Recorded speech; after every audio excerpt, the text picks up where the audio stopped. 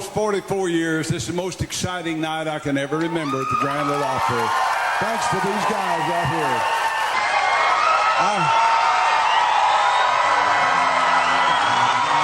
There is no question about it, ladies and gentlemen.